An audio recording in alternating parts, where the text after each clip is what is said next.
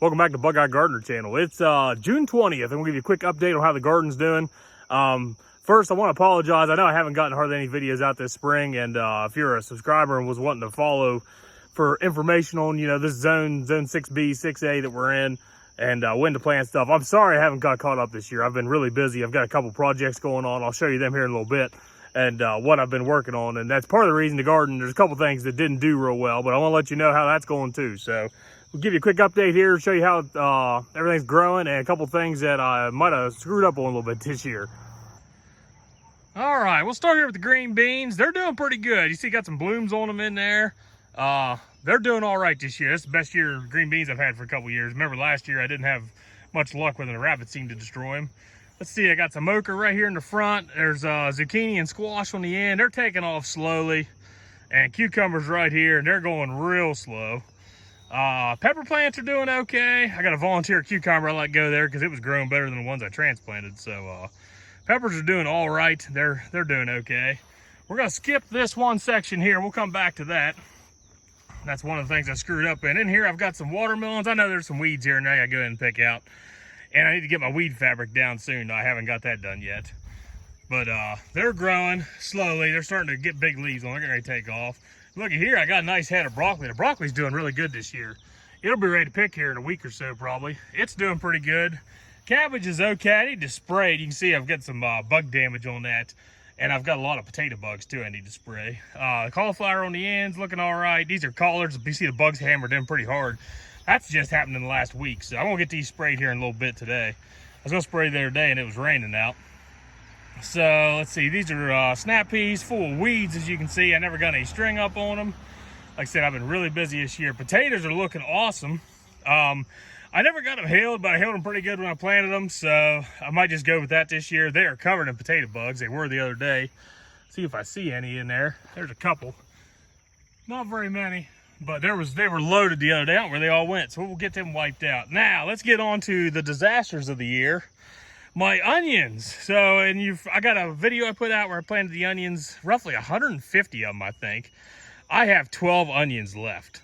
The ones that are left are doing great, but they just didn't make it. I believe what happened was that I planted those onions, and I planted them a couple weeks later than I wanted to. It was the mid-April, I believe.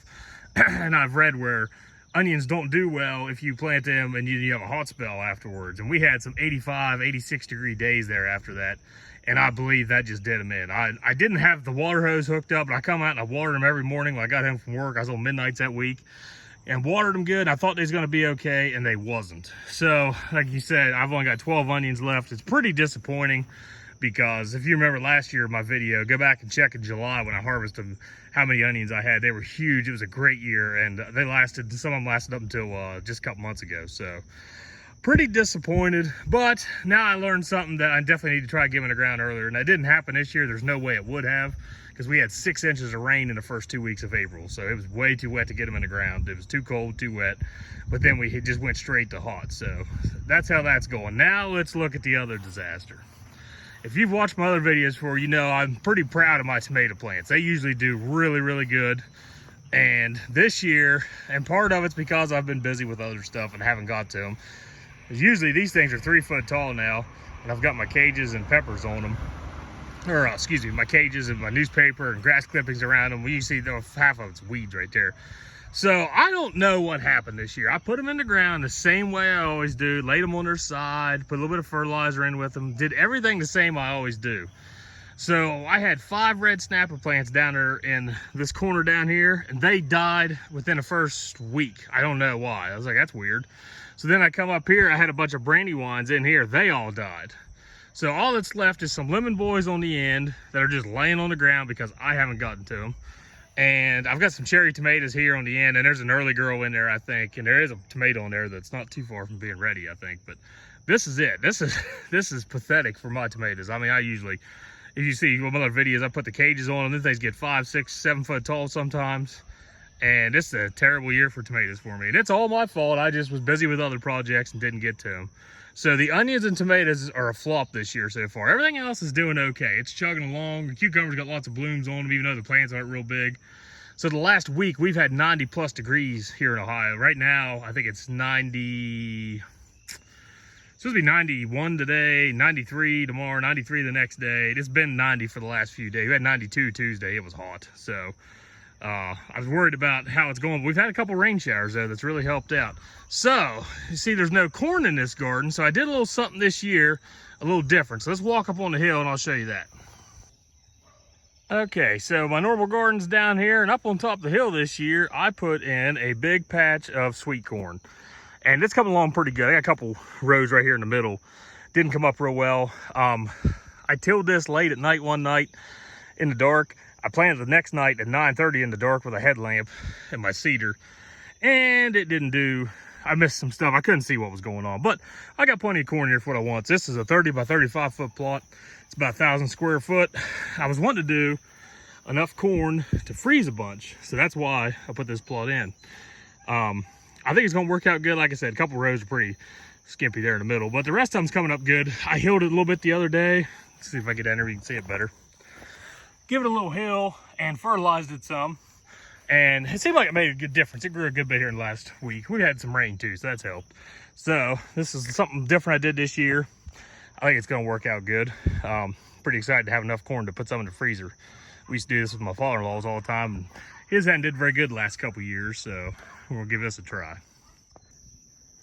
All right, so here's a little update on the garlic I got planted last fall. I did a video on that back when I planted it. You can see there's a couple different varieties in there, and it's been doing pretty good. I got some scapes on here I need to cut off, a bunch of scapes actually. I just was out here a couple days ago and didn't have any. So we'll get them cut off here, but you can see it's growing pretty good. It'll be ready to harvest here around the 4th of July or so. And next to it's the cold frame I started this spring, never got it done. Part of it was weather and part of it was other projects I was working on. So I'll have that ready to go for the fall. I'm pretty excited to try it out. See how far into the winter we can grow some lettuce and stuff in there. So the garlic, like I said, it'll be ready here soon. Now let's go look at a project that's taking up all my time this spring. So here's the little addition to the homestead this year. This is where all my free time went into this spring. So usually I get an hour or two a week that I usually spend in the garden. And this year I reallocated that time into building this chicken coop. So I don't have that much time into it. It's only like 12 hours and it turned out really nice so far. I've still got some work there. I got some stain to put up along the top there to match the light colored stain and stuff. I got the run done. So last week I got the chickens moved out into it for a few days up by the garage, and then I drug it out into the yard. You see I've got some temporary wheels on it for now. So those will come off eventually. I'm actually gonna move it about 80 feet out further. There's a big sycamore tree out here, give them a little bit of shade. So it's gonna get moved out here in a week or so. I need to get that ground leveled up and get, we'll put some gravel underneath of it. Yeah, they got grass in there they can eat now, but once they eat that grass off, nothing's ever gonna grow in there again. They're gonna be in mud all the time. So we did this a few years ago at my dad's farm. We, when they bought a new chicken coop like that, they put down about a ton of gravel or so underneath of it, raised it up a couple inches. It drained real good then and keeps them up out of the mud and kept the coop clean inside. They're not tracking that mud in and out. Like I said, yeah, there's nothing for them. They don't get to eat that grass, but they're going to eat all this grass anyway that's in there, and it's never going to grow again because as soon as one starts to grow, they're going to eat it. So we did that. It worked out great. Kept them out of the mud. Like I said, kept chicken coop clean. They didn't have mud on. The chickens were always clean.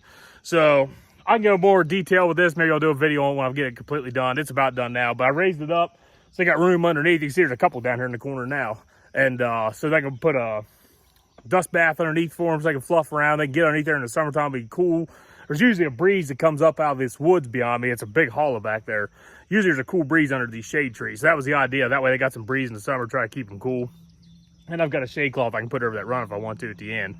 So this is where all my times went this spring. Like I said, it's not that much time, but it's the time I usually spent in the garden. The time I would have got the cages on the tomatoes, the time I would have got the string up on the snap peas and all that stuff and kept the weeds down better. And I need to put a fence up around my corn soon. I got to work on that here this next week. I'm gonna put some, I think I'm gonna do some chicken wire around the bottom and then put a row of electric on top. That way I'll try to keep it weed eated so short, try to keep the coons out of it. So that's what I've been doing this spring. Like I said, you can see I got 7 Rhode Island red chicks and a rooster in there, and they're growing great. They're 5 weeks old now, and they're moved out here now, so they're out of the garage. And I'll give you a quick tour of the coop here. I'll go into more detail and do a better video sometime if you want. But it's just a 4x4 coop inside. I got a feeder in there. I got the light, but I turned it off the last few days because it's been 90 degrees. Got a window in I can close in the winter time, let some sunlight in, help warm it up some. So right now I just got their little waters in here and their little feeder still, but they've been eating out of the big feeder too. So I got to build some roosting bars in here still. That's my next project. Haven't got time to get that yet. And there's going to be a nesting box down here with a big door that opens. There'll be 3 nesting boxes there together. And I think I'm going to do the, anybody that's watched videos on that before, with the paint trays, so the eggs roll down and stuff. So I put latches on this door, and then there will be where you collect the eggs. Hopefully they'll roll right back into here and keep the chickens so they can't get out there when you're trying to get the eggs, in case they send a little one out to get them. So that was the idea there. And here's the chickens. Here's the girls there.